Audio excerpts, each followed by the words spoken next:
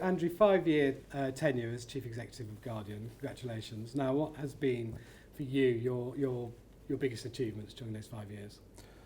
It's been a fantastic 5 years, really enjoyed it. I guess the core achievements for me is first of all managing the assets we had when I came in to create the funding that's allowed the Guardian to really now flourish and will go even further in the future. And the second core achievement is transforming the Guardian to be really digital facing and now be what is one of the top 3 global news brands in the world. You've just provided a financial update for The Guardian this week as well, where losses are still around the £30 million mark.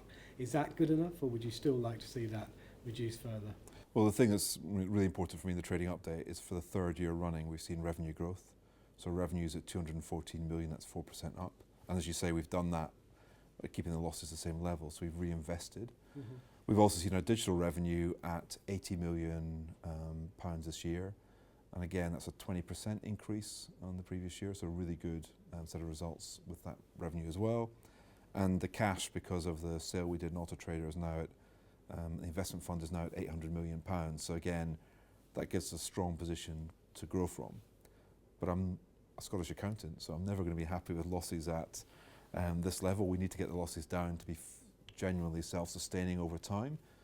But in the next 5 years, we'll see a significant investment. So you'll actually see the losses move the other way in the coming years as we invest behind the Guardian again to really shore up and grow even further our global international position that we have right now. Can you tell us a bit about how it's going in America and what your ambitions are there? Part of the strategy is to invest internationally further. Commercially and economically, we will invest more in the States, so I expect to see the numbers in the States growing. We've also opened a small West Coast office, and we may see more investment in the West Coast.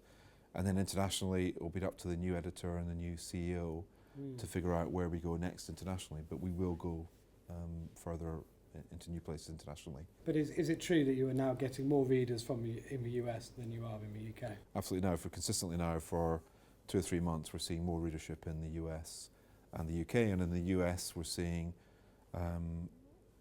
roughly equal East Coast, West Coast, but slightly higher on the West Coast, which is interesting. What's also interesting is the demographic in the States is consistent with our digital demographic here. It's about 10 years younger, so a really good, strong, good commercial audience for us as well as Guardian audience for journalism.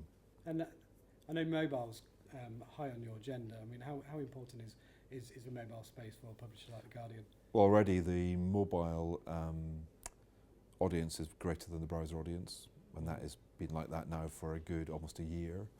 And then also interesting, we've got huge growth in our apps as well happening right now. So, you know, digital's an old word. Mobile is the way people are consuming in digital formats, so very important. What's the best piece of advice you've ever been given? The best piece of advice I've ever been given is relax and go with the flow, and enjoy the job and enjoy the moment, enjoy what you're doing and make the most of it.